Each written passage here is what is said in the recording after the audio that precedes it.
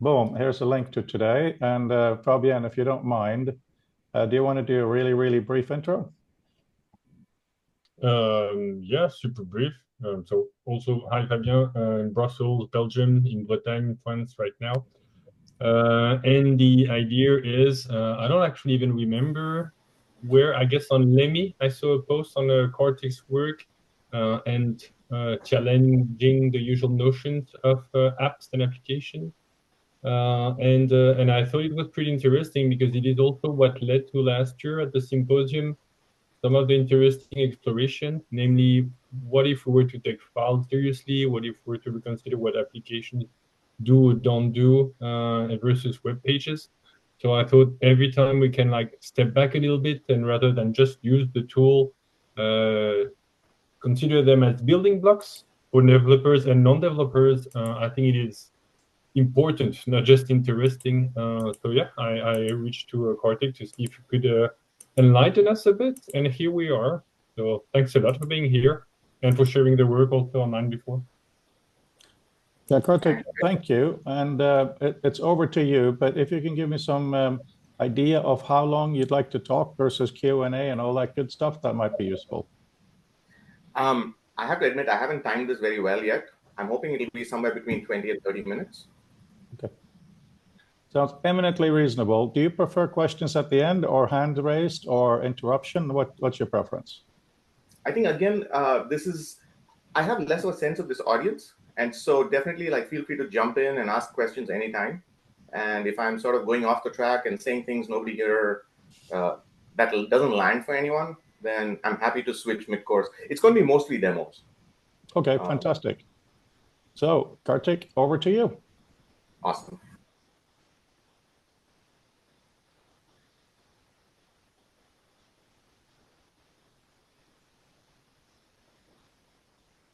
Did he just freeze?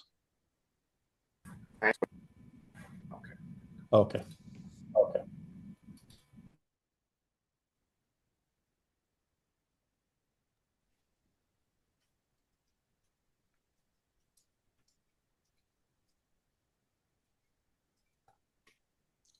Kartik, can you hear me? You seem to be freezing on and off.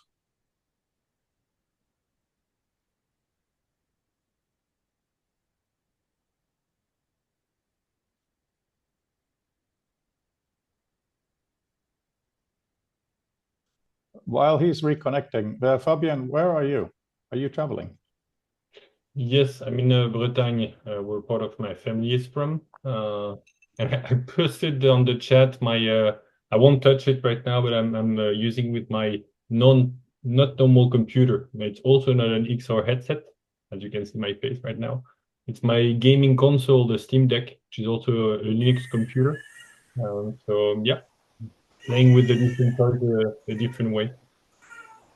With Yeah, okay connection, it sounds like I'm not the one freezing so far. it looks cool, your setup. So, Fabian, well, he's dealing with connection stuff, as is the world. Is there any further context for today? Oh, sorry, that you were pointing. I thought I was muted.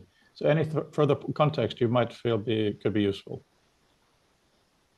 I will actually look up for the link. I don't know if you posted it on so the best one I guess would be this one. Kartik website also. On basically considering apps again as building blocks, so remixable, and also trying to, it's not necessarily for professional developers. Of course, if you already build apps and have notions of what a file is, or I don't know, command line, like piping data from one program to another, it will help. But I believe from what he has shared before, that it is not necessarily also to be deep down the trenches, not necessarily not just for professional developers, but for people who want like power users, I guess, of let's say Office or whoever want to dig deeper into make tiny apps. Don't think necessarily of it as, because I guess the title might be scary if you're not a developer, like how to build an app that sounds infeasible. But if you consider the other end of the spectrum, like, oh, I make a little script for or a formula for my spreadsheet, more this kind of things, and then from the ground up to kind of reconsider what is or not an app. So I believe that's the gist of the presentation. But again, like to reconsider what that is and how to share them around, remix them, all this.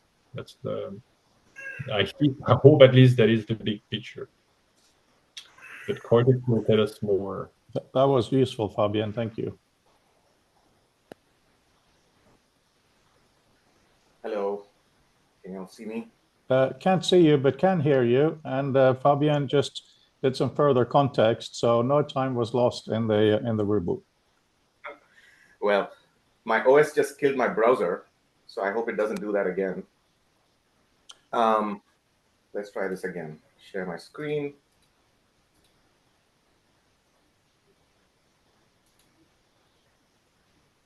Success. Okay. So you are able to see. Yes. Yes. Very good. window? Thank you. Yep, looks good.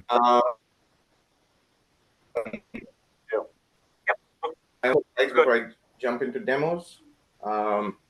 So for a couple of years now, the thing I've been working on, I've been calling it Freewheeling Apps.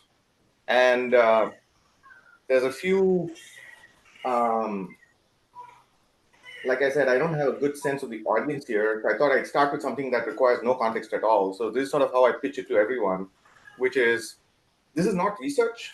My goal is to make products. And I'm building products that, sorry, one sec, this is really distracting. I think I understand why.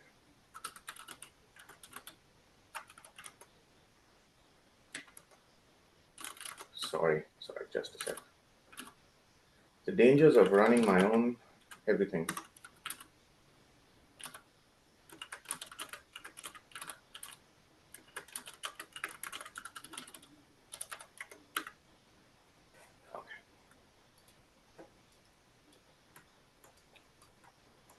Okay, so you all see this? Yep. Yep. Okay, so I know that y'all are doing research. What I do is I used to be an academic, and that was a long time ago. And these days I'm building products. The goal is to build products. And everything I show you is stuff that you can use right now today. And it's intended to be really easy for anyone to install and run on whatever OS you have. Some of them at the end even run on mobile platforms. I just tried to decouple the product making from the commercial context. So everything here is free. It is intended to be cheap to make. And because it's cheap to make, I can give it away for free. And I'm not constantly feeling the pressure to monetize it and so on.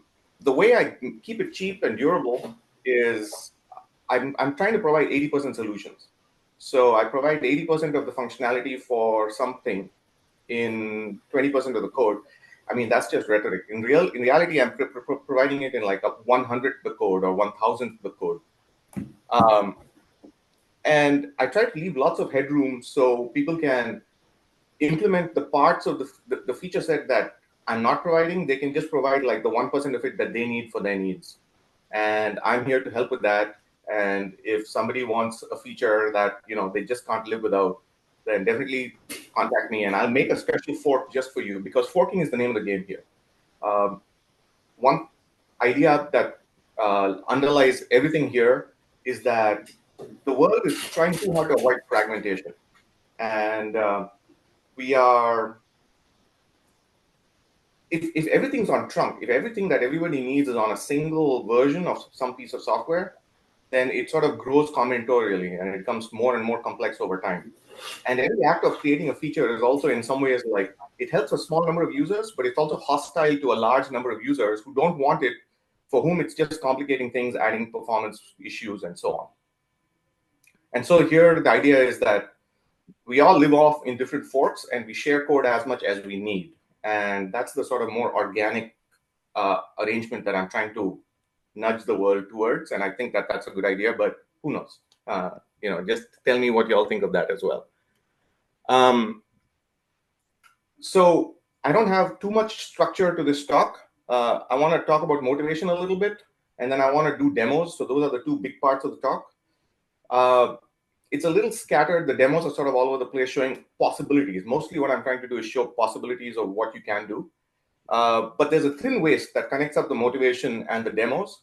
And I summarize it with these 3 sentences, which is depend on people, not companies. Depend on people that you have, that you know who they are, you have some sort of strongish relationship with them. The trouble with a company is people join and leave all the time. And so when they do bad things, there's no one to attach. You can do commercial things like you can sue a company and things like that. But again, a lot of that functionality is only accessible to companies in the current world we live in, at least in the US. For the most part, I'm looking for more social regulation. And so when people do bad things, their reputation should take a hit. And if everybody stands behind what they do with their reputation, I think the world will tend to be a more healthy place. So depend on people, not companies, not too many, because the fact that I need these strong relationships means by definition, you can't have too many of them. I think just having one, depending on one small team of people who give you everything is also probably not a good idea because your blast radius is too large. But I think somewhere between like 2 or 3 and 10 teams of people, that's all what you should be depending on for everything on your computer. And right now, the situation is that we depend on millions of faceless strangers to provide the functionality on our computers. And lastly, and this is the part that I think where it connects up with my audience here, is most of the stuff I build tends to be text. And it's text for a couple of reasons. One is text is well understood. So I need to spend a lot fewer lines of code onboarding people to some completely new metaphor. And like I said, I'm not doing research, so I'm trying to go with the easiest possible way to hook into what people know and understand. And so text is useful there. And the other is, since I'm going for durability, every new modality that I add adds a lot of code. So implementing images adds more code. Implementing video adds more code. So right now, I don't have any support for video. And VR, I know y'all are doing a lot of stuff with XR. I have no solution there whatsoever. So this talk is going to have 0 XR, just to, in case that affects anyone's watching. So text is sort of the first beachhead for this approach of let's all share just as much code as we need for the use cases that we have in common. Okay, so I'm going to spend another few minutes talking about motivation. A lot of it has already come through, so definitely let me know if you want me to speed up through this part. But the first thing about my motivation is I used to look forward to the future with a lot of anticipation. But these days, when I think about the future, mostly what I feel is dread. What are you going to throw at me new? And so the future that I'm trying to go towards is something that you can't extrapolate from the present on, and it wants to be something slightly different in some fundamental ways. The big problem with the present that I see is we're in a state of unregulated intention. So again, this is another way of saying what I was saying about companies. The fact that a small company starting out trying to get new users, they might be extremely attentive to their target audience and respond really, really quickly to feedback and genuinely have the best interests of their customers at heart. But over time, as a company grows, it gets more popular and we fire, some people leave and new people join. The intention has a way of being fungible. And that's, I think, a big problem. Instead, I want to go from this state of unregulated intention to a state of where the intentions of counterparties are much more coherent and stay stable over time. And to do that, I think you need to keep things a lot more durable. So I think auto update is a real pox on this world. Auto update it's something that we can't live without. And yet the fact that we depend on it so much is a real problem because companies are able to change their mind. They provide something that's very, very user-friendly, and they can replace it behind the scenes with something that's extremely user-hostile. So I think I think so. One way to think about the core question is, I want to build durable software, which doesn't need auto updates. How do we go about doing that? And I think one key question answer is, if you have just people providing durable software that I'm not going to change very often, then it has to be really, really rock solid. And we have to try not to constantly be adding features which are complicating it. Because, we never add, when you add a 5% feature, it doesn't just affect 5% of the code. It affects everything. It destabilizes everything. What do we do with this durable software? It's like providing 80% of the use cases. Sorry, have there been questions on the chat that I should be answering? Or is it just comments? It's just people agreeing with you so far. Awesome. So let me switch this. Okay. If software is to be durable and it only satisfies 80% of the use cases, I think almost by definition, every single person that tries to use my stuff is going to find something missing that they care about. And the first step to supporting those people, to supporting every single one of those people, is the software has to be easy to build. The fact that it's open source is not enough. So Firefox is open source, Chrome is open source, but none of us build it ourselves. It requires umpteen hundreds of gigabytes of storage just to clone the repository. So the emphasis here is more than open source. We want it to be easy to build, and we want it to be easy to understand and modify so that you can actually gain the benefits of open source, which otherwise are quite academic. So a kind of minimalist software. Yes. Like minimalist architecture. Absolutely. I think one connotation that a lot of minimalist software has is it turns esoteric. And so you need to change all your habits to use it. I'm trying to be as less esoteric as possible. I'm trying to find the sweet spot where most of your habits carry over very nicely and you're able to use it most of the time, forgetting that it's minimalist. But yes, minimalism is key. And so I think Peter has a question for you, if it's okay timing. Oh, sorry. I thought that was Peter that asked. Go ahead. Yeah, I was wondering, have you tried literate programming at any point? And what do you think of currently available literate programming tools? Yes, absolutely. So before I did all of this stuff, I spent time building this computing stack all the way up from machine code. And I did it in a literate style. So I have lots of positive vibes for literate programming. I think I moved away from literate programming partly because it adds more lines of code. Like you have a new format, you have more tools that you need to translate through layers. And when you have errors, it becomes more and more challenging to show someone exactly where the error happened. And now you're juggling the code before tangling and after tangling. And so I somehow just haven't used it much with these tools that I'm going to show you today. But I'm constantly noodling on that. That's one of the background threads is, am I doing something where changing the representation of source code might actually be helpful? Anyway, so I'm coming to the end of my motivation. So in a sentence, right now we're in a world where software is expensive and it's constantly complexifying partly because it's expensive. And I want to move towards a world where, my ideal is like software should be like a rock. It's just lying there inert until you pick it up. And when you pick it up, it behaves very predictably. It has a very strong sense of its own nature, and it stays true to its nature as you, throw it and juggle it and things like that. Okay, so let's go to demos.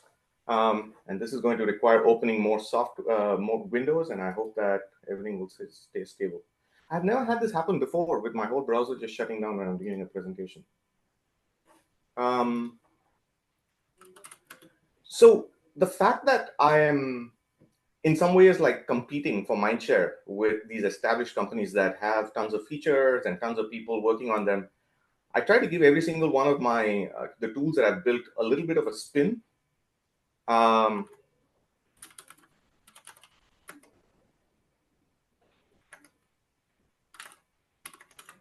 So this is one of the first things that I built.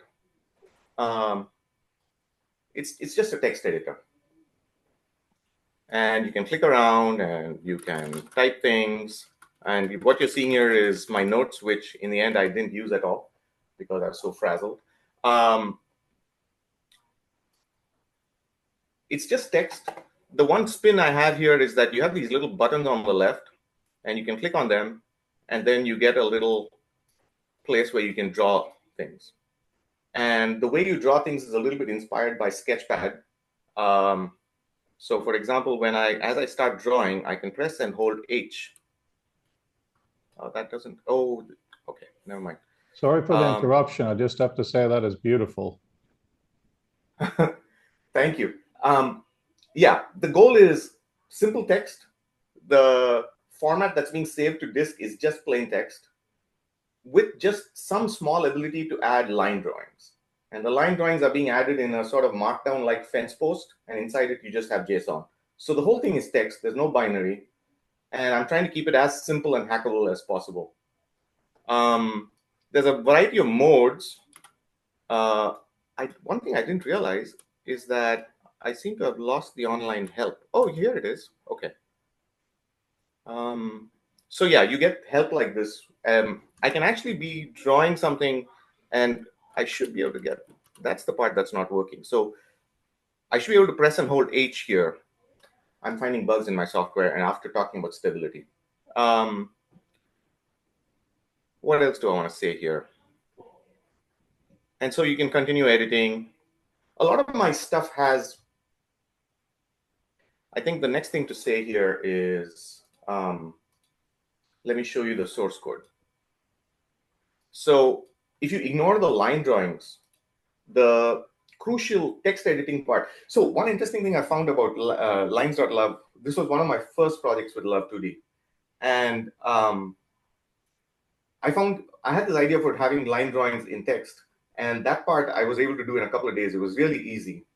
And then getting the text editor to work stably was so hard. It took me a couple of months and tons of tests, if you count one way. But another way is I didn't really have it stable until 2 years later, when I just threw the whole thing away, rewrote it from scratch, and I ended up with this core. This is a single file of code. So again, I've been scattered. I should mention everything I do here is in Lua, and everything I do is on top of the Love game engine that Alan mentioned. I use Love because it's really stable. You get a new version once in 2 years or so, and they don't auto-update. And so I'm building on these stable foundations that feel like they're following the same values that I care about. Lua itself is a minuscule programming language. This is Lua version 5.1. It's like 12,000 lines of C code, and it's fast enough for most things. Every time I've tried to build a little interpreter for myself and said, oh, I want it really elegant and I want everything exactly how I want it, it's dog slow. And so Lua is magical. It's like seriously the work of geniuses. And the version I'm using was built in 2006. So this is Lua code. This is 1,200 lines of Lua code. So even though it says 1,800, if you exclude comments, it's about 1,200 lines of code. And it's fairly self-contained. It should be easy to transplant into any other Lua project. So if you ever need help with something like that, hit me up. So I started with this core of a text editor that's only 1,200 lines of code. And I managed to give it a sort of interface that allows me to very quickly spin it around, pivot it to new applications. Let me show you an example, if I can find the window. Yes. So I should close this, open the next one very carefully. What did I want to show?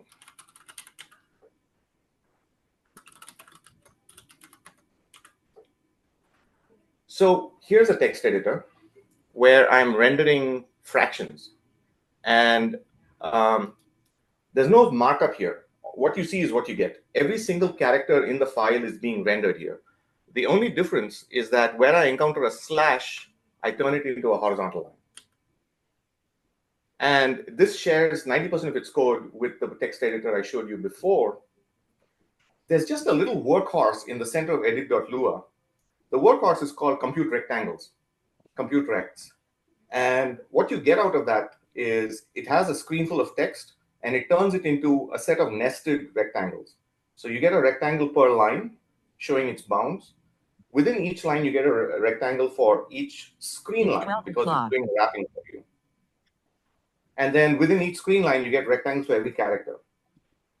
And just that interface, which I recommend to everyone, it took me 2 years to figure out like the most elegant way to have that interface. But once I have that interface, I can do things like this, where the rectangles in a line don't have to be all in one horizontal row.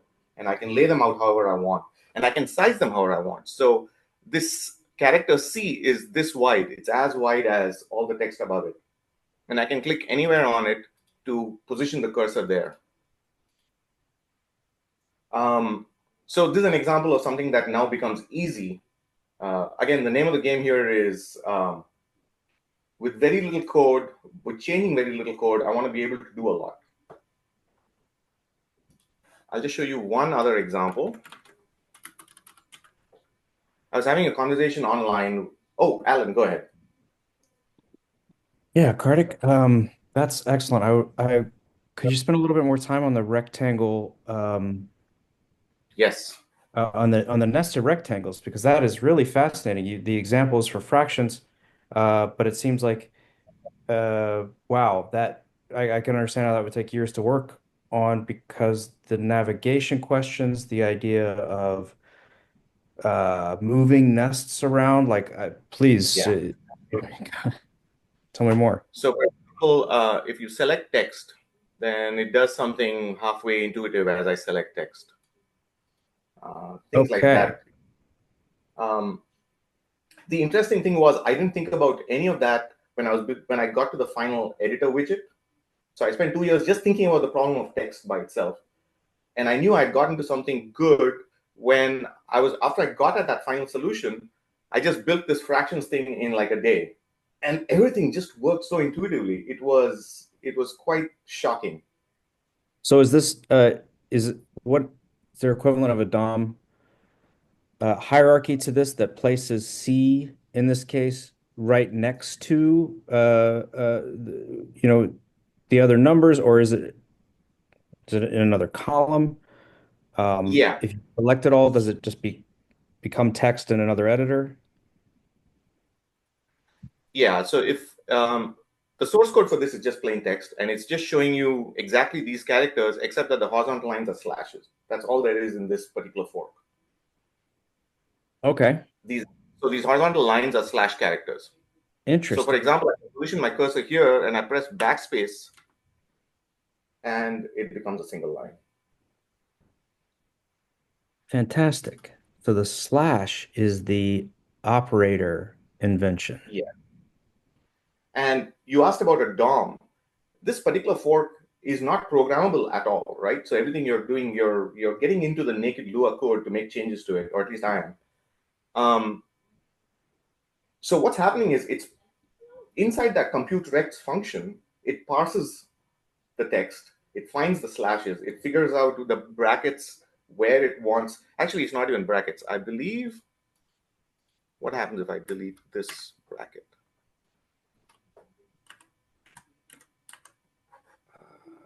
One second.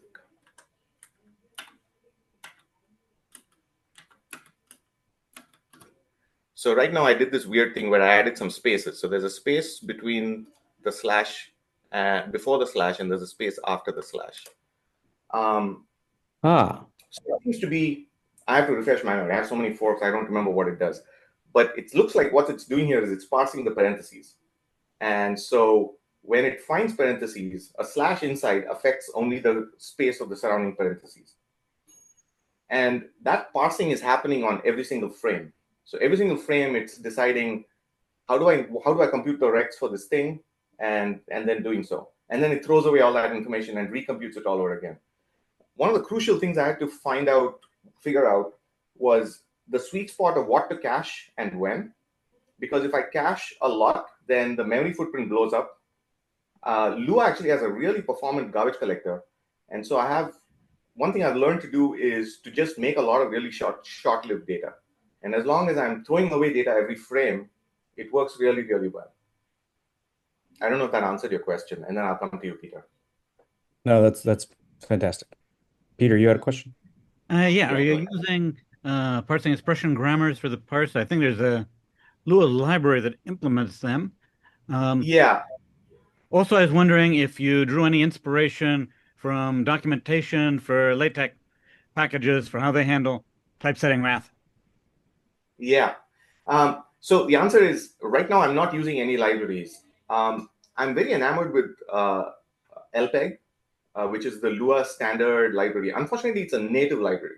So I need to install something binary in addition to Love. And I'm really, I think it's a really good idea to direct people towards the reputable, stable Love binary out there. And so I try really hard not to ship binaries to my users. So the steps for installing any of these apps is go install the Love binary from the Love folks. I'm not affiliated with them. And that makes it more trustworthy, the whole arrangement for you. It's more trustworthy that I don't talk to them, they don't talk to me, and we talk over a stable interface. So you go install the Love binary from there, and then you just get pure Lua code from me. And so this fact that I have created this constraint for myself, that I'm only ever going to ship pure Lua code, has unfortunately precluded using LPEG. Fortunately, like the parsing that I need to do is so simple that I don't need a heavyweight tool to do it. I can just do it in a few lines of Lua. And you had a second question, which was about documentation. So there's a spectrum here, right? So with web browsers, we don't care about typesetting every last little bit of HBox the way Don Knuth did for LaTeX.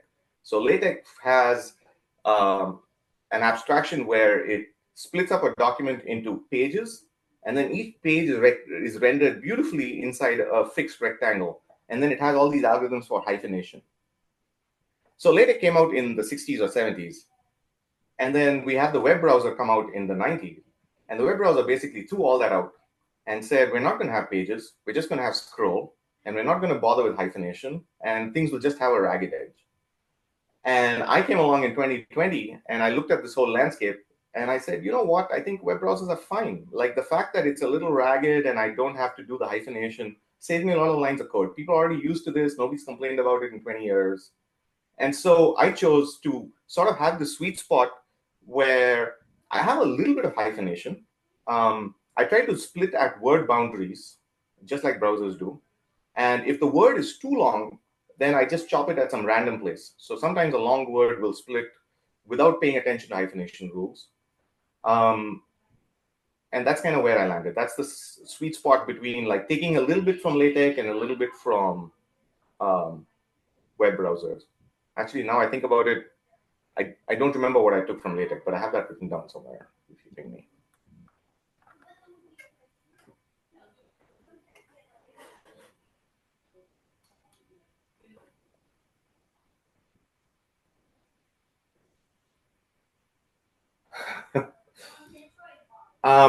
Where was I?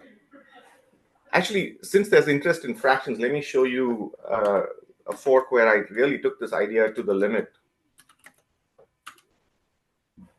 I made this little literate, is literate the right word? I think the technical term is explorable explanations. So it's something that dynamically updates. So what's happening here is you have prose lines. So there's lines of prose where I can go around and edit. And then there are code lines, which are indented. And so I can define variables in code lines.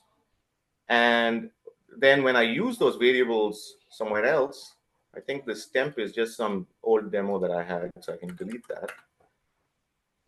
Oh, no, that's the temperature. Oh, it's right here. So now it picks up this line. But if I add this back, I guess nothing changed, but let's change that to 4. Okay. So you have code lines that are indented, and you have prose lines that contain blanks in them. And the blanks get filled in from the variables in the code lines.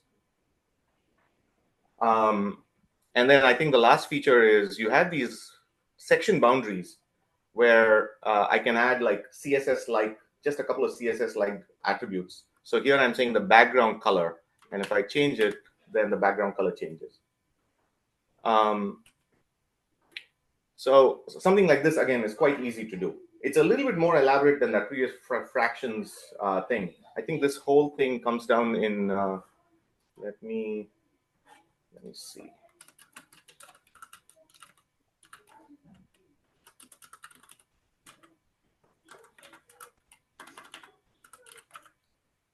So this notebook app is about 4,000 lines of code. And I think 2,000 of it are shared with the core editor. Any questions on this before I move on? I can show something else. Yes. Oh, yeah. Pete. Yeah. Questions on that. Peter, I just beat you, but you go first. Peter, go first.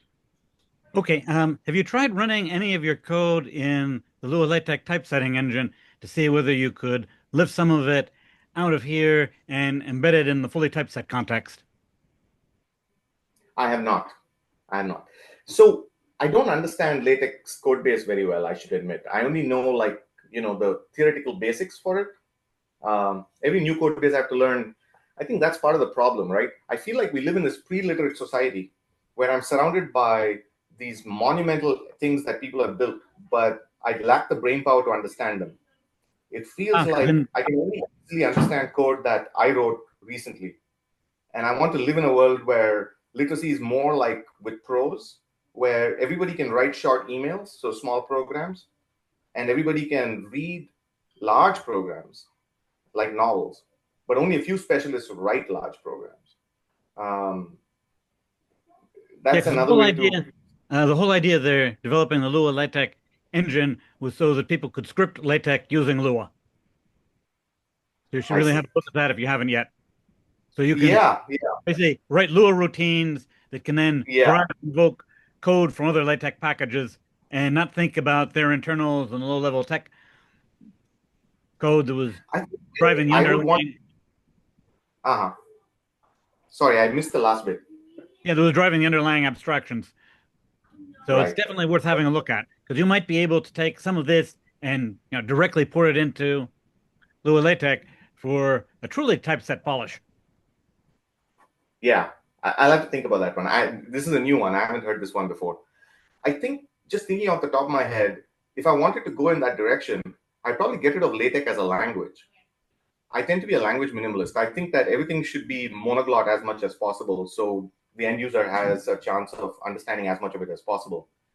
And so I would get rid of LaTeX as a language and just use the typesetting system and give it a completely new interface with Lua. But then I don't know if anyone would adopt it.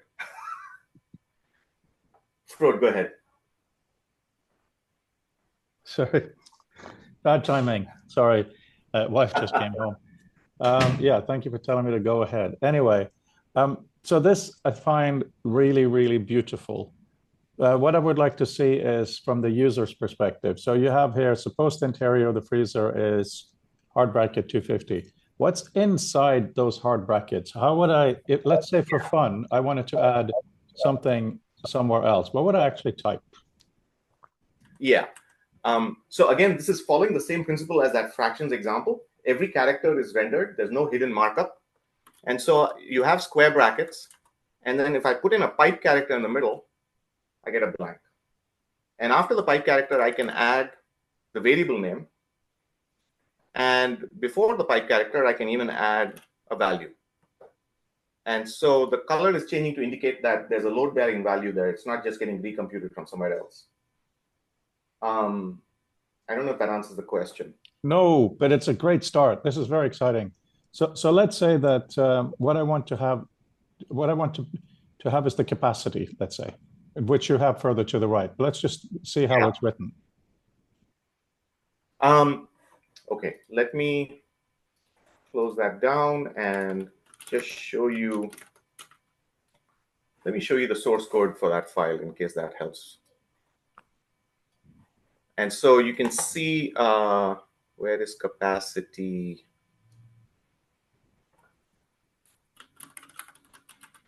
Okay, so we were one level down. Okay, so you can see that there's a pipe character, and then there's just the word capacity under it. And then you got the square bracket surrounding the blank.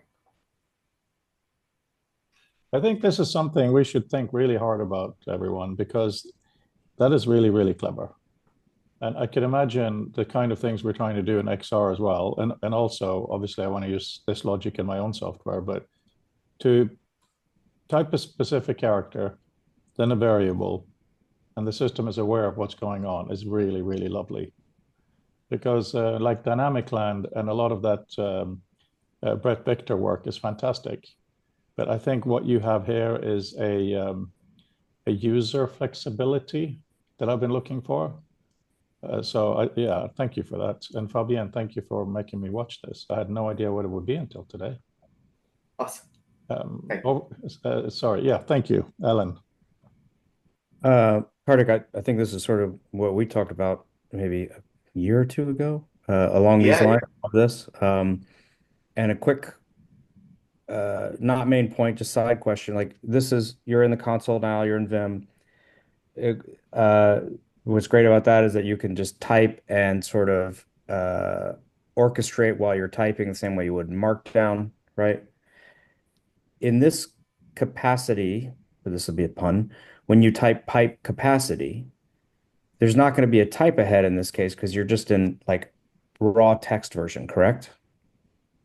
Do you see a space where there's almost three modes, the final explorable, explainable mode that is still programmable in a way, the pure text baseline mode, and then a kind of a middle space where you're still typing, but you get slash commands, you get ways to grab the dynamic elements from your program and introduce it. So you just don't have to type, but have to keep the memory in place. Like, oh, how did I spell capacity that time? Is capacity the right word, or is it capacity incubator? That's a good question. I've never thought of a third mode. Honestly, I've never opened this file in a text editor before in Vim. I've only ever opened it in that notebook. And I think somebody had this example on, a friend of mine had this example in a different repo, and I just copy pasted this file in. And then since then, I've been editing it only inside that notebook.love, just getting the placement right. I think you're right that there's always room for like these better authorial environments. I think there's some constraints on how many of those we can explore, just because they take a lot of code. Oh, that was another pun, explore. But it takes lines of code to create every new environment. And so I think that's the cost you have to be aware of and cognizant of. Yeah, go ahead, Farooq. Yeah, I just think this is such great fun. What I was looking at earlier there, you don't need to go back, but do I understand correctly that the way an equation is written is literally, to use that word with many meanings, the same? So you would write something like square root equals, and then you put those characters inside the brackets, something simple like that? Yeah, I don't have any support for the square root over there. That particular app, the notebook app, is just all it supports right now is arithmetic. So it has the 4 arithmetic operations and the ability to define variables, and that's it. Because sorry, please. Oh, so in a code line, when you see a horizontal line, that's a slash, just like in the fractions example. And in a prose line, where you see a horizontal line, that's a pipe character to define a to use a variable in a blank. Yeah, because this is super exciting. This is the kind of living text that we've been talking about in many ways. And you guys understand a lot of the inside. I'm really a surface person. So I could imagine, I mean, for instance, in my own software, you select text and you do Command E to define that text. I could imagine a similar approach here, where you select whatever and say define, and then it says it's a variable, it has this, and then you can get somewhere else. You do an equivalent saying create maths, algorithm, logic, whatever it might be, and then it could build a structure. And then, of course, you get to the notion of what would actually parse and run this. I make Mac software, so I'd have to figure that out. But for whatever environment we're building, we have to find a way to say this really cool stuff. You need to look at it live. Yeah, very Yeah, wonderful. I think, Sorry, please, Kartik, if you have anything, then Peter. So I think the biggest thing I learned doing all this is how little code it takes to do anything. And so I think we all get attached to bodies of code that we had in the past. So before I came to this whole set of projects, I never used Lua. And so I really took a very careful look at the landscape before I chose Lua and Love. And it was amazing how well I was able to jettison everything I'd done before, throw it all out, and start from scratch, and end up with something good pretty quickly in a period of like weeks or months for each of these forks. So I think what you're seeing is, first of all, I'm sort of more of a back-end person. So a lot of the quality of life and usability features are missing here. And definitely, like, I would appreciate feedback from people who have suggestions for how to add those things back. So the flow you just described, where you select something and you want to define it as a variable, that's great. That's the sort of thing that will never occur to me. And so I really appreciate that. Peter, go ahead. Okay. I spend a lot of time working with parsing expression grammars using Peggy as my go-to parsing toolkit in the Imba dialect of JavaScript, which is a language that transpiles to ordinary JavaScript, but it was really fine-tuned and optimized for creating experimental user interfaces. So you might want to take a look at those technologies.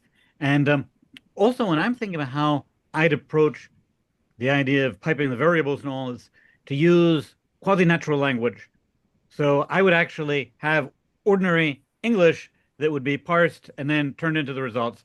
So instead of using a pipe operator, I would have the variable foo, the value of the variable of foo, the text, the value of the variable foo. And that, I think, would be easier for an end user to wrap their brain around. Indeed. So sort of an intentional programming style. Yeah. I have very little experience with NLP and so on. So I think, yeah, that definitely seems interesting to explore. I do have a couple more demos to show. I mean, I have a whole lot of them, but there was a couple that I want to make sure I get to because they get at a couple of other ideas that I think are interesting. Again, just to back up and set the stage, the goal is products, right? The goal is products that people find useful immediately. But at the same time, I'm competing with established companies. And so the goal is not to mimic an existing product feature for feature, and instead to give every new thing I build has a little bit of a spin on it, which helps it stay memorable for potential customers. So one question to think about is, well, what is the experience for editing, for modifying these applications?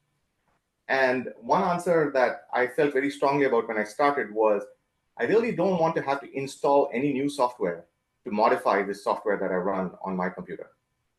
And so no new dependencies. I want everything to be modifiable with exactly the software I have right now. I probably needed to install some software, like I needed to install Love to run this app. But once I have the app running, no more installs. So let me show you what I've been trying to do for that.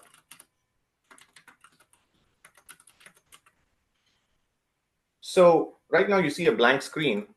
This app is called driver.love, and it's sort of a driver for existing applications. And what it lets me do is, let me get organized with these windows. Oh, well. Oh, no, wrong one.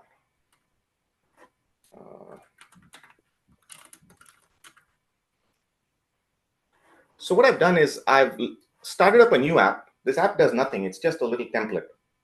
It has the words hello world in it. And when this app came up, it was able to talk to the driver through a back channel. And the driver says, show me all your source code. And then it lays out its source code for you. And now I can do things like, let me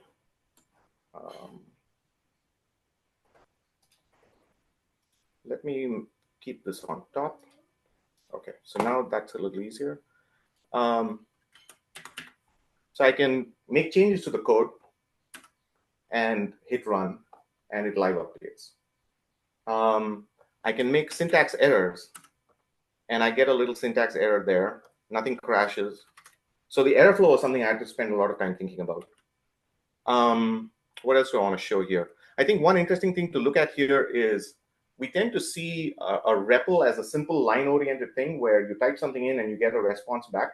That's a very batch mode way of thinking about it. I think of this as like a truer essence of a REPL, where you get a bunch of different boxes. You say every frame you draw, here's what I want you to do. When I want you to change state, here's what I want you to do. On a key press, here are the things. On a key release, you type something in here. So it's almost like a Hydra-headed REPL, where you can have lots of different boxes where you're typing things in, and you get this live programming experience. I think this is like more natural and more fundamental than a simple line-oriented REPL. Fabian, go ahead. Yes, it makes a lot of sense to me. It's also something I'll put a link after on the chat, but it becomes, I think, an addiction and I think a positive one. Like I have a bunch of like the Remarkable, my mobile phone, the VR headset there, but I call it responsive. Nobody else does it, but I call it responsive programming. The same way that you have like responsive design where it works on every device. In my view, let's say, responsive programming is you get any context, any device, and you want to reprogram it like right here, right now.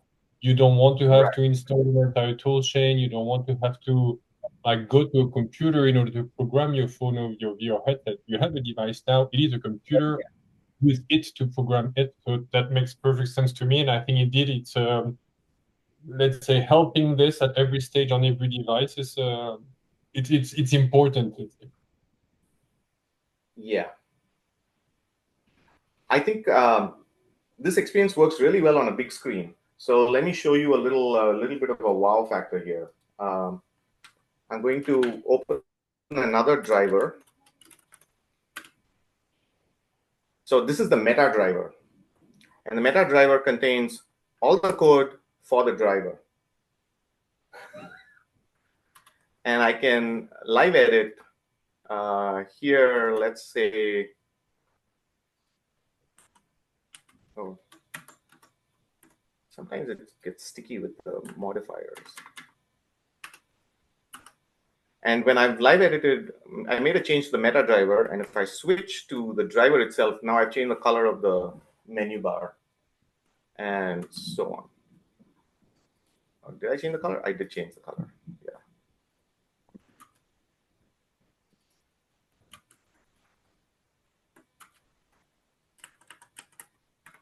For some reason.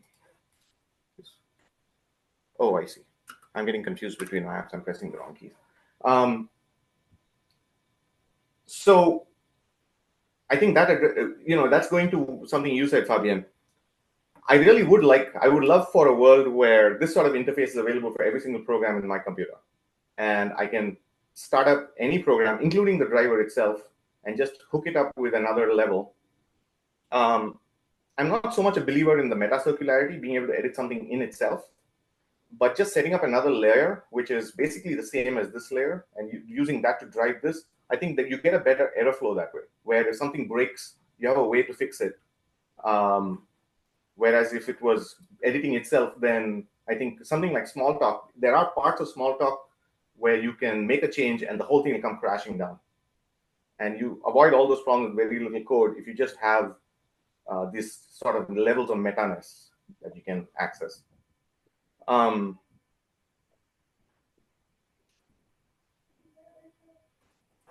Let's see.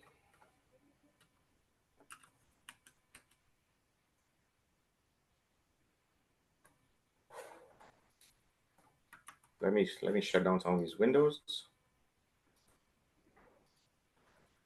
I think one last thing I wanted to make sure I got to was I have this little program I made for box and arrow drawings.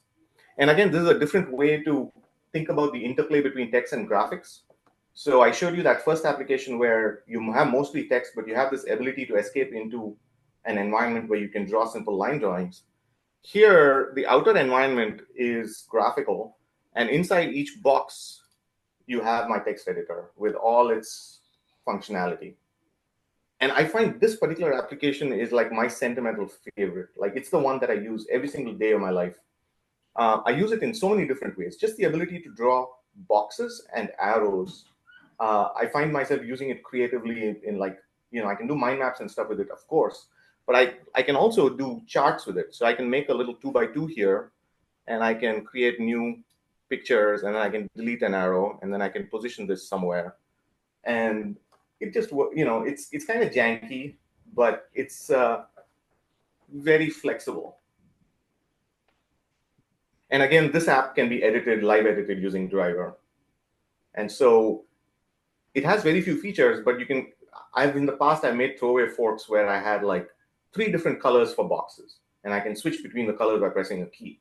That sort of thing becomes very easy to do when you have this program and the driver to modify it. Question about that, and I love it, and I think this would be the kind of tool that I would use all the time as well. When I was using Scapple, the bottleneck for me, the breaking thing is when I wanted to select and export and put it into another form. How, not that you have addressed it here, but since you use it every day, have you thought about addressing it? Do you ever experience that pain? And yeah, I'd love to hear your thoughts on that. Yeah. So if you look at the source code for this particular program, this particular graph,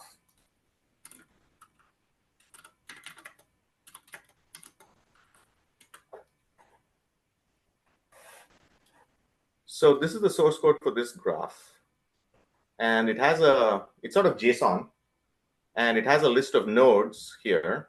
That's really like this whole thing is inside nodes. And inside nodes, each node is on its own line, and it contains data, which is an array of strings for 1 per line. And it has a list of outgoing edges and a list of incoming edges. And so it's a key value. So every node has a name, and then you're using the names to connect up the edges. So it's a very simple format. I often come into Vim and make changes right here if I want to move something. I don't have like a lot of features yet for grouping a set of boxes and sliding them over and things like that.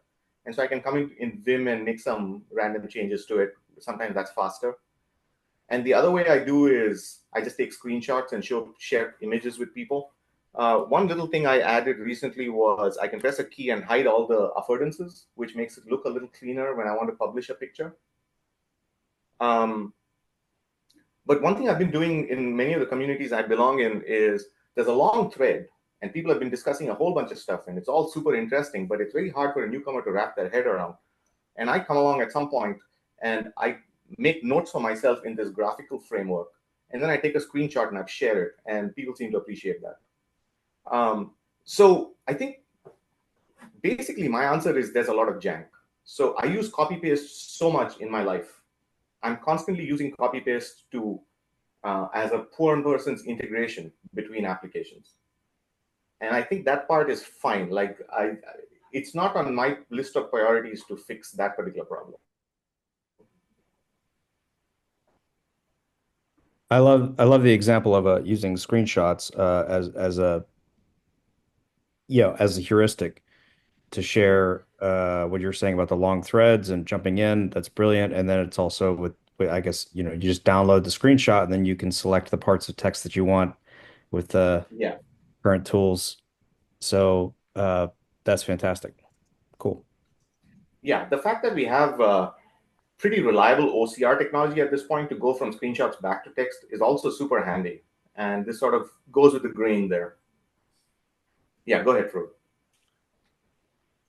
Yeah, I was just going to mention when it comes to copy paste, something in parallel I've been working on this weekend, which is obviously like everybody else, I have to have AI in my product author.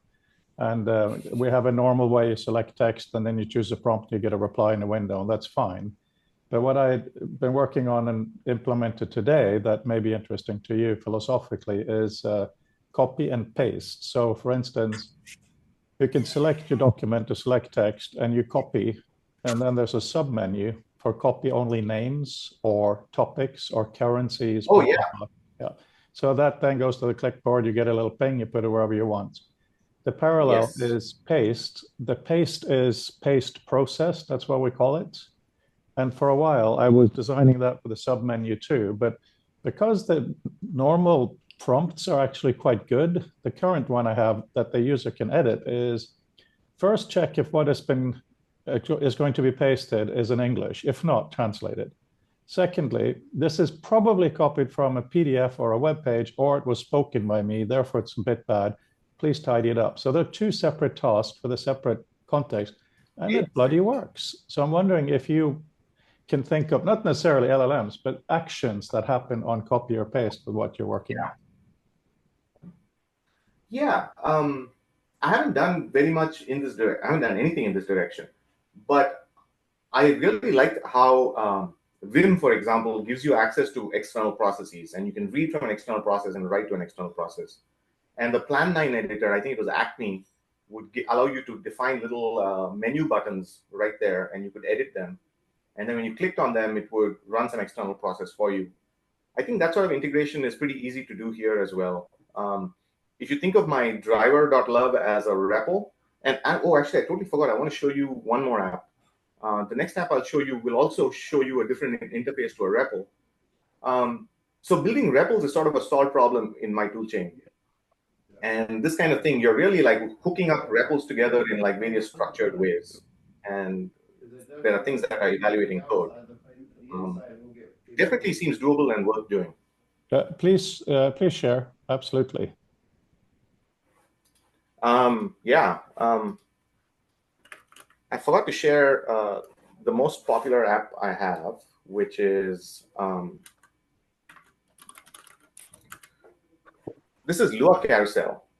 Everything I've shown you so far is it works on any computer, but it doesn't work on mobile devices.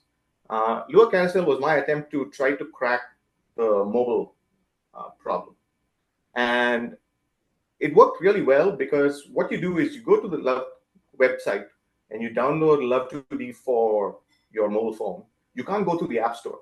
So open source programs have no patience to deal with review processes. And so you have to trust that they are reputable and they have integrity. And I trust and I vouch for them. So you download this shady looking APK from this website. And then you download my .love file, which is just a zip file containing a bunch of source code. And what do you know? You're off to the races. So if you think about a use case like, oh, I want a little timer app. Usually what we do is we go to the App Store and we try to figure out which of these shady looking apps is going to hurt my privacy the least. Instead, what you do here is you can write a little timer app for yourself in a dozen lines of code, and it just works. So let me show you some examples of the sorts of things I've done with it. What do I have here? Let's close this for a second. I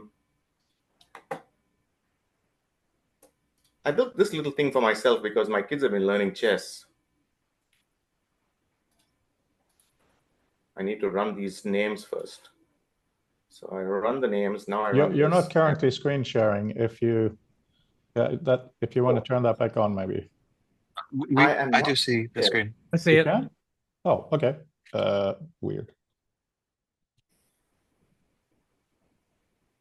I hope it works for you, Frode. At least we see the timer, but not the source code behind it. There is no code behind it. Oh, so this is confusing. So I have this button called show, and that shows the code. And if I stop running the code, then it becomes a little more visible. But I was trying to mimic the old microcomputer interface where you boot up the computer and you can start typing, and you can type a command like draw a line, and the line just shows up right there in the same screen.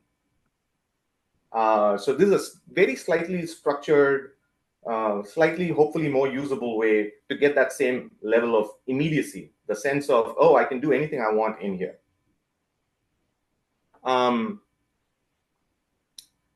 So this thing, I wish I could demo it on my phone because it supports multi-touch, and I'll paste I have a itch.io page for this app, and I will paste that in the chat.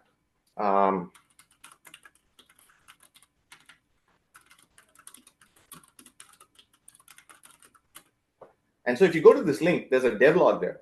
And the devlog tries to mimic an old world microcomputer magazine where there's a whole bunch of different programs that you can see what they look like when they run. You can see pictures and videos, and you can also see the source code. And if you copy paste that into your copy of Carousel, you can see it running. And so this is me trying to spread the good word about the importance of keeping your computer programmable. One of the things I tried to do in Carousel is I have an extensive system of online help. And to do this, I had to build a whole hypertext browser, a very simple hypertext browser in just between 500 and 1,000 lines of code, depending on how you count. The way it's able to be so small is that the source code for hypertext in this browser is just Lua literals. So I'm spending 0 time parsing. They're just literal tables containing key value pairs. And I have a little grid system where you can say this table should be rendered as rows and this table should be rendered as columns. And just that little bit of functionality is enough to give you quite a nice experience. So there's like a little welcome screen here where you can see a few example programs. Or I can go back and I have a little place where you can learn programming in about 120 lessons.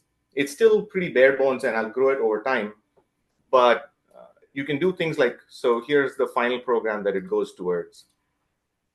And one interesting thing I've noticed showing it to kids is some of them will start from here and build Snake, and some of them will start from here and build Pong. And it's interesting to see which direction each of us gravitate towards. I'm a Pong, I'm a Snake person myself. What else did I want to show? I think that's about it. Carousel, the help text browser. I think I've shown everything I want to show. Any questions? If anyone wants me to spend more time on any of the things I showed, I'd be happy to. Well, thank you very, very much. And then we do the Zoom clapping. Thank you. That was really inspirational.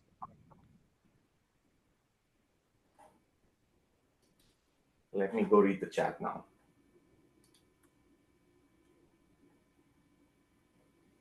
I mean, one issue that comes up, not issue, but thing, is interoperability.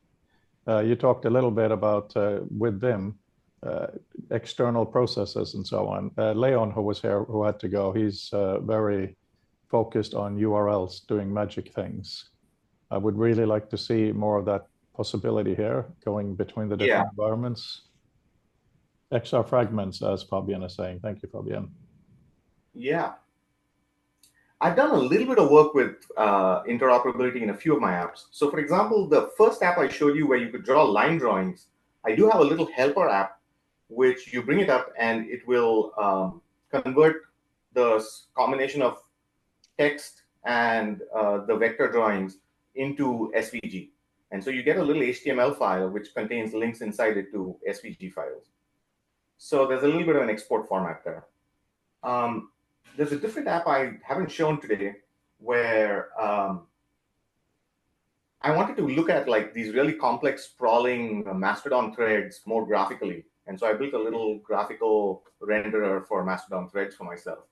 And what I did there is each box would contain a toot. And when I click on it, it would just copy the URL for that toot in my clipboard. And then I could go paste it into a browser. And that felt like a safer way. My apps never ever run external code themselves. They try to be really well behaved and not read and write from strange locations in the file system and things like that. And so I just copying and pasting that into your clipboard. Now you're welcome for your OS to go to whichever your preferred browser is and paste it in. So I've done a little bit with interop, but I think there's a lot more room to explore here.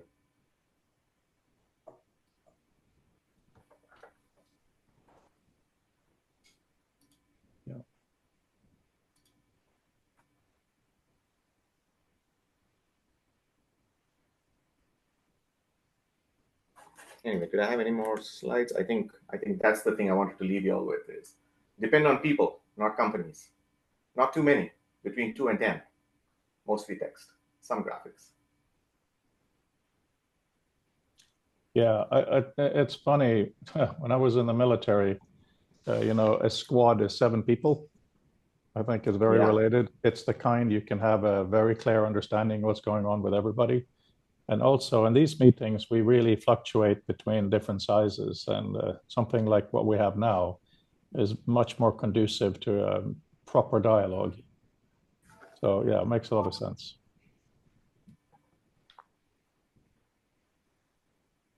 Yeah, so I'm really looking forward to participating more with y'all. I had a really great time listening to all your feedback.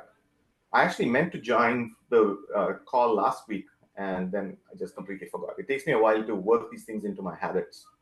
But yeah, thanks so much for all your questions and suggestions. Yeah, I'm very glad you enjoyed it. We very much enjoyed seeing you and your presentation. Now, an important thing to say, well, 2 of them. First of all, please consider an article for the forthcoming book. It can be in any format, anything you like, really. Because of your interest, I don't need to editorialize more than that. And secondly, these meetings are obviously voluntary. And as Brandel just typed in, he's going to have to leave early, which is totally cool. Peter Demetrius came in late, and that's totally cool too. We come and go as we can. There is no formal thing here. So if you can make it, if you cannot, it's just lovely. Peter Ozilko. Yes, I was I wondering. didn't realize there was a book that I could contribute to, so I'll look into that more. Fantastic. Yeah, I was wondering. Yeah, I was wondering, have you ever taken a look at Inform 7? It has a really fascinating user interface and a quasi-natural language authoring environment for creating text adventures. I'm very, very superficially aware of Inform 7, and I think it's really cool.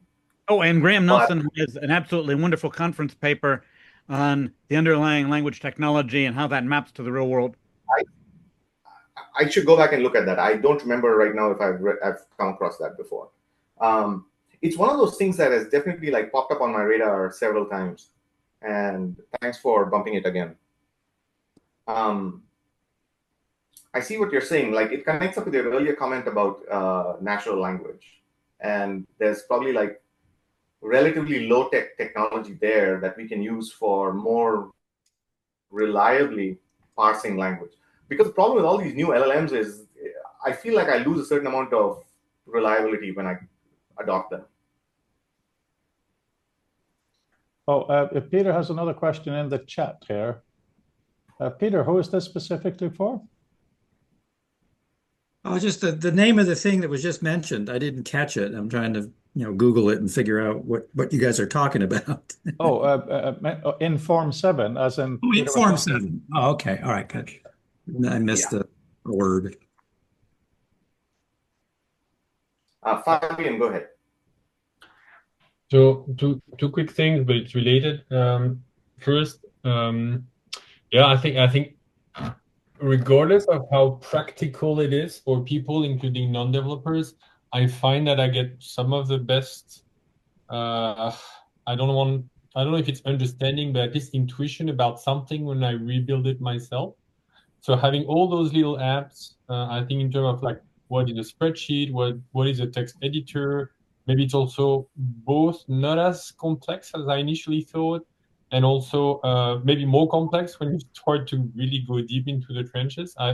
It must be a fascinating intellectual journey.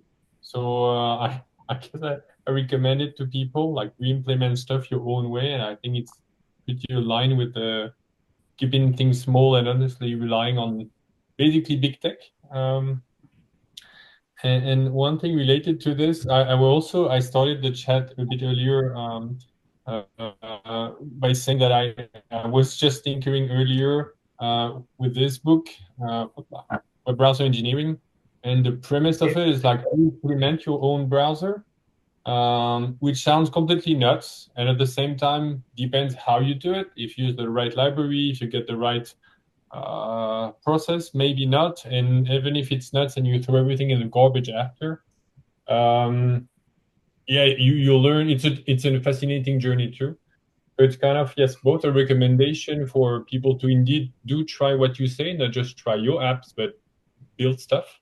And kind of a question at the at the long end of this is, why not doing it in the browser? Because a lot of things I feel could be there, and in terms of like deploying, I have a bias. I work in the browser, so of course I cannot help, and I apologize for it, but try to treat everything in that window. So yeah, why not?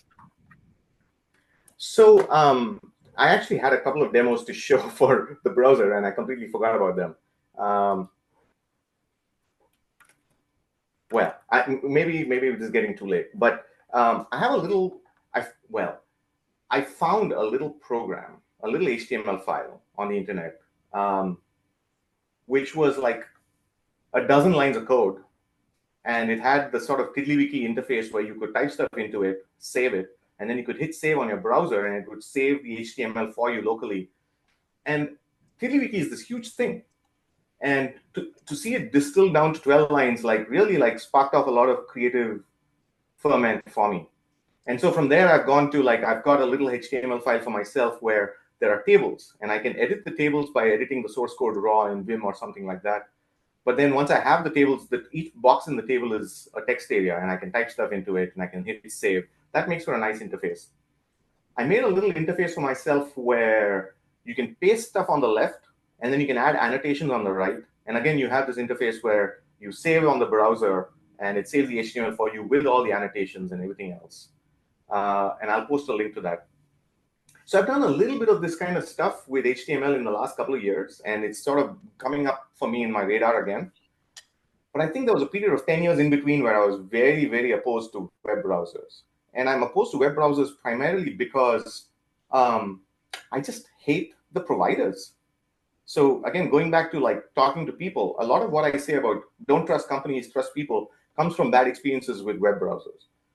So Chrome, as we know, is doing all kinds of shady stuff behind the scenes, trying to get people to watch ads. And Firefox is not that much better. I had a bunch of Firefox extensions, and they just broke at some point when they switched to Quantum. And that feels like a betrayal of trust. I wasn't even trying to post those things in the App Store or something like that. These were the things I built just for myself. So I feel like this is my browser, and I'm modifying it with my code. And then an auto update comes along and breaks all that stuff. So I think the synthesis that I'm landing on now is there's a very, very tiny core of HTML and JavaScript that I feel is stable enough that it fits my standards of durability. And I'm trying to explore what I can do in that space. But I think there's a lot of surrounding culture around browsers that I find quite antithetical to my values. So I have an adjacent, well, I have a question comment thing, but also when it comes to Firefox, I had a HyperWords extension in Firefox. It went through all the normal reviews quite a few years ago. I had Doug Engelbart and Vint Cerf on the advisory board of the project. We suddenly hit 100,000 users. It really became a massive download. And then some random admin decided that our security model wasn't right. And it never changed. It's just some really annoying person. It was a free thing, so we couldn't do it. So it shows the importance of the actual humans doing it. There's no question about that.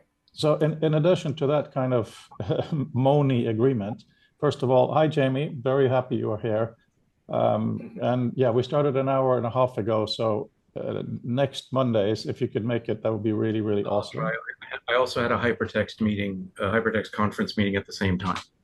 Oh, okay. No, that's cool. I mean, these are super flexible things. Come and go, whatever time is.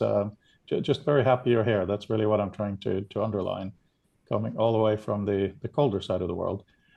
And then the last little thing is next week, we will be talking a little bit about memory palaces and things like that. But there is an adjacent issue there, which is, well, I don't know why you call it adjacent, which is when we look at code like we've been doing today, there's very often colors to help you parse the code. I think that's a very interesting, yeah, just saw your comment there, Jamie, fair point. Sorry, I'm just a little bit all over the place because we're finishing. But if you guys have any thought on how regular text can be done like that. Now, Fabienne, am I right in understanding that for you, reading thick blocks of text is just not pleasant if it isn't color coded? Would you want your IDE kind of text coloring for regular text or not? Oh, for me, just for programming, I need syntax highlighting when I program like more than 10 lines, I guess. But normal text, or let's say prose, and when I read literature, it is the boring way, let's say. So I guess it would depend on the context. I guess if I'm reading also research, not for, I mean, still for fun, but I mean, not literature, color coding would actually probably be nice, but it would have to be accurate. So it depends on the context for me. Yeah, because the thing is, there's a difference between reading and navigating a document, right? When you're reading a line of code, it probably even then doesn't matter if it's colored or not, but it's to see the context, right? So that's why we're looking at things like when you go into a overview mode, color may be more useful than when you're just parsing bits, right? I think it's a fun thing I keep thinking about all the time. But on Monday, we'll be talking more about memory palace type of things. So if anyone has any thoughts for that, that would be very, very useful.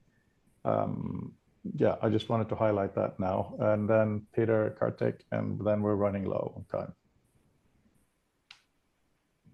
Okay, I was also wondering whether you'd taken a look at standoff markup.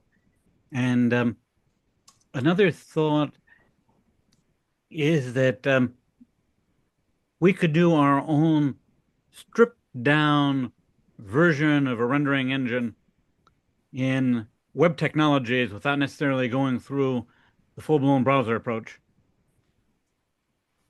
Yeah, absolutely. Funny you should mention I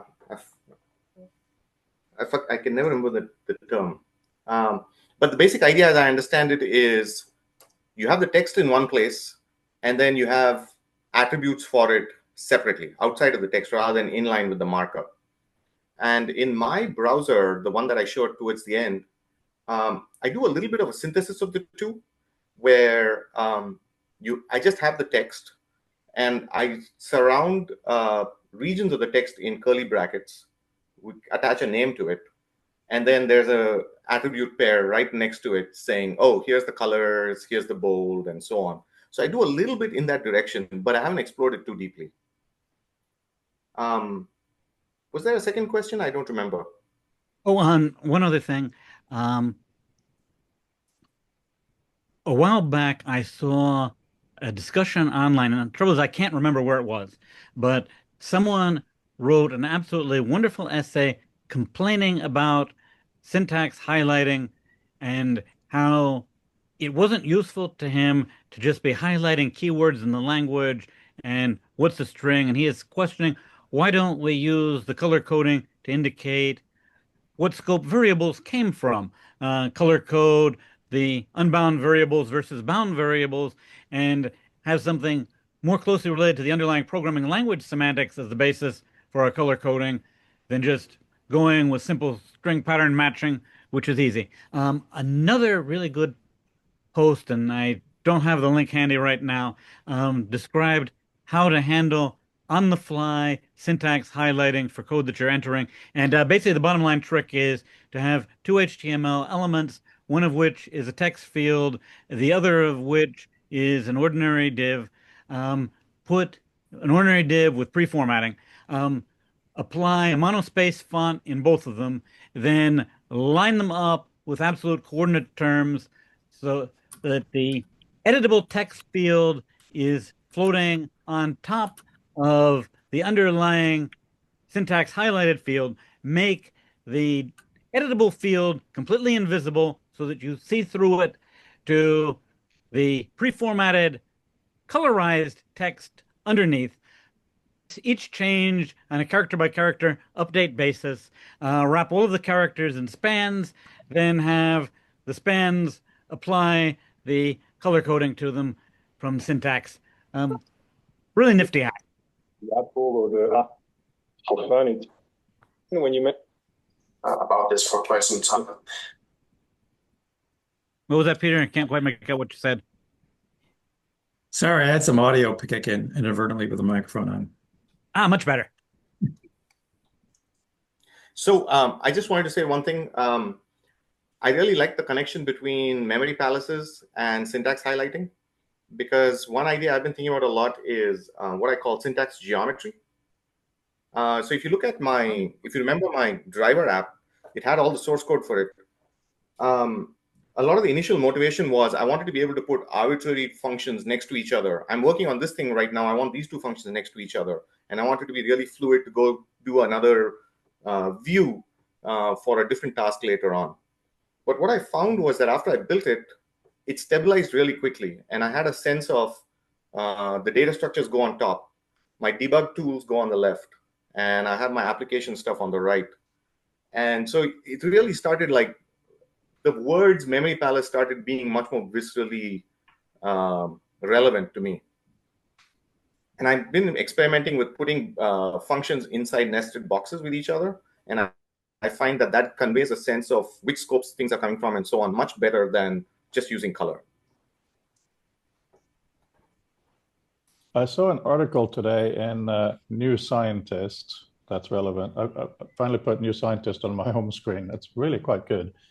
On emojis and how a study shows that if friends, people who know each other, use emojis, and apparently it doesn't matter what the emojis say, it can be almost random in messages, these people are seen as being more empathetic, much warmer, much nicer people.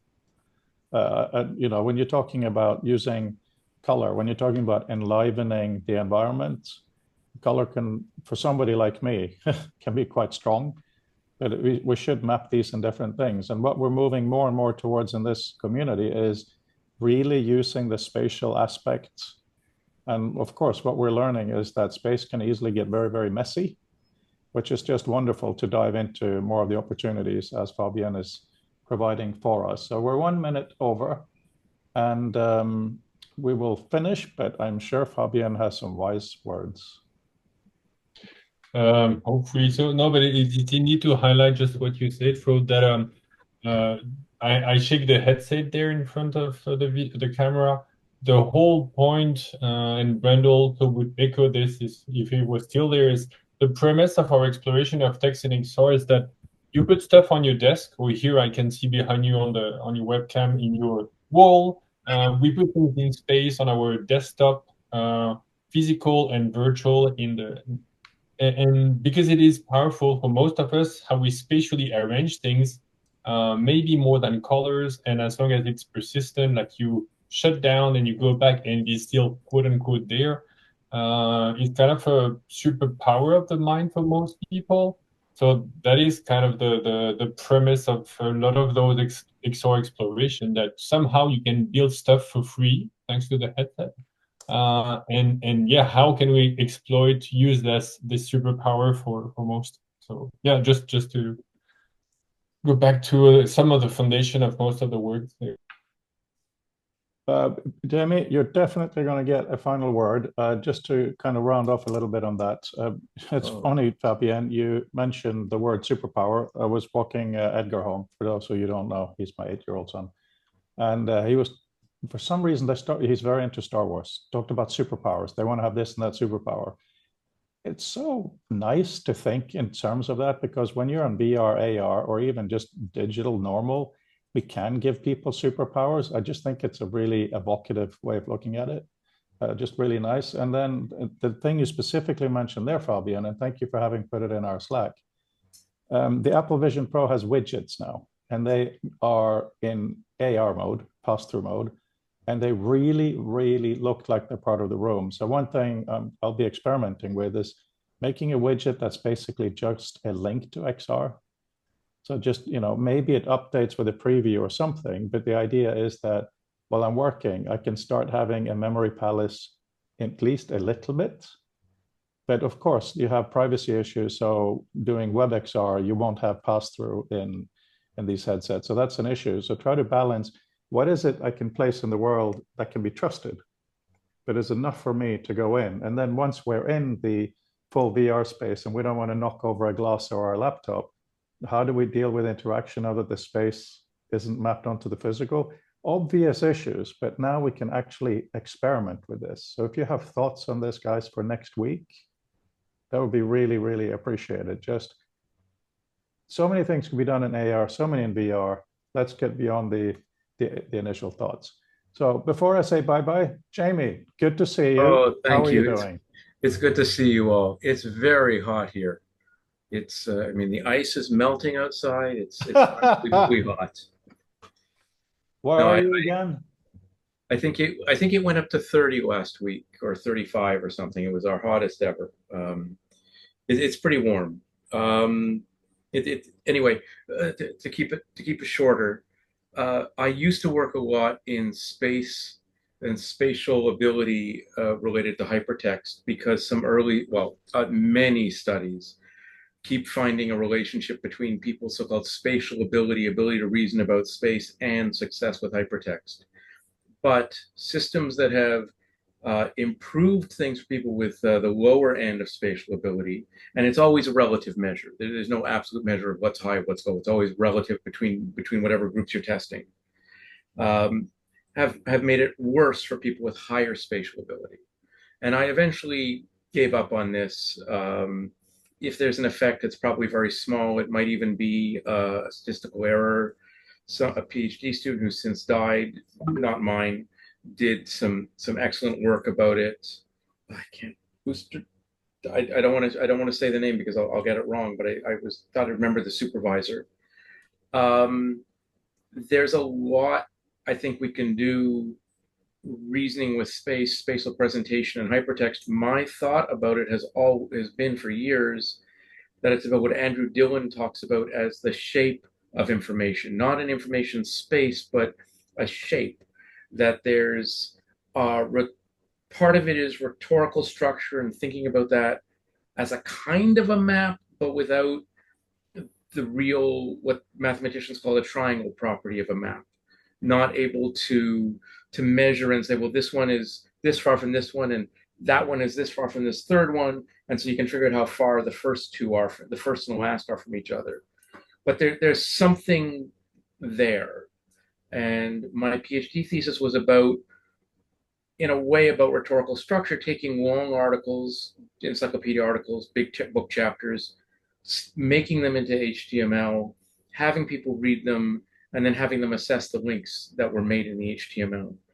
And when it was all over, I said, oh, the interface was more important than anything else. And the reason we did long articles was because when we read short articles, after reading them once or twice, we understood where everything was. But that's because we understood the information space, which later on became information shape. I'll try to have more for next week, and it gives me an idea for what to propose for the next book. Thank you for that, Jamie. Kartik, please go ahead. I just wanted to say I didn't really get the chance to read all the chat, and I'm having trouble copy pasting it over here, which is what I try to do. Fabian, if you could just get me the chat log, and if there are any conversations follow on that happen from that, then we'll take it from there. I can send that to you. Fabian had to log off. If you just email me again, just asking for that, then once it's generated, I'll send you. Awesome. Also, the way we do the summaries is if you go to the website and just go through previous events, you will see the kind of things we have. Yeah, but also if you feel, because obviously we're using prompts for this, we use Claude. If you feel it should be done differently, please don't be shy, because this is naive beginnings. If there are better ways, if there are better questions, better prompts, I would love to have that.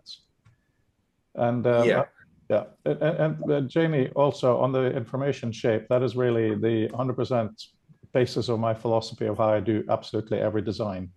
That's why my word processor has some tabs. I'm thinking about it as switching around, and we can do so much richer information now. And one of the key discussions we have in this community is what is the information, how can we reshape it? Mark keeps bringing up, thank you, view specs, right? View specs is a beautiful Doug Engelbart term to remind us that there's always something specified for how the view is. It's never neutral.